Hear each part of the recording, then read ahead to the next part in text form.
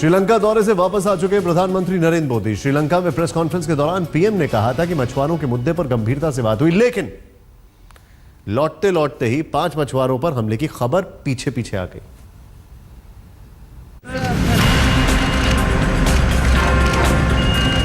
भारत के प्रधानमंत्री को विदा करने एयरपोर्ट तक आए थे श्रीलंका के प्रधानमंत्री विक्रम सिंघे और 28 साल बाद हुए इस दौरे को कामयाब बताने से पहले भारतीय मछुआरों पर हमले की खबर आ गई। घटना इसलिए भी संवेदनशील है क्योंकि हमला करने का आरोप श्रीलंका की नौसेना पर है और वो भी उस वक्त जब पीएम मोदी खुद श्रीलंका में ही थे। 5 मछुआरों पर श्रीलंका सेना का हमला। 14 मार्च को कटचथीवु के पास हमला। 12 मार्च को श्रीलंका नौसेना ने फेंका था पेट्रोल बम। इस हमले को पुरानी घटनाओं से अलग इसलिए भी माना जा रहा है क्योंकि पीएम की यात्रा के एक दिन पहले ही विक्रम सिंघे का बेहद तल्ख बयान आया था।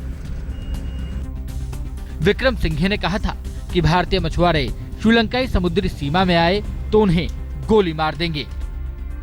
खैर, इस बयान पर विदेश मंत्री की तरफ से कड़ी प्रतिक्रिया जताई गई और अपनी यात्रा के दौरान प्रधानमंत्री मोदी ने कहा कि इस मुद्दे पर उनकी श्रीलंका सरकार के साथ गंभीर बात हुई है, लेकिन ताजा हमलों से इन दावों पर सवाल उठने लगे हैं। बीजेपी की दलील है कि पीएम के जाफना दौरे से सही संदेश गया है और उनके भाषण को श्रीलंका की संसद ने खूब सराहा है। जो 5 फिशरमैन, इंडियन फिशरमैन को वहां श्रीलंकन नेवी ने अटैक किया है, इसके एक लास्टिंग सॉल्यूशन के लिए प्रधानमंत्री जी अपनी यात्रा के दौरान उन्होंने श्रीलंका के नेताओं से, श्रीलंकन सरकार से उन्होंने गुजारिश किया था कि दोनों देशों की जो फिशरमैन हैं उनकी एसोसिएशंस के बीच में कुछ वार्तालाप होना चाहिए। जानकारों का कहना है कि भारतीय मछुआरों पर हमला श्रीलंका की बदली हुई रणनीति का सबूत है।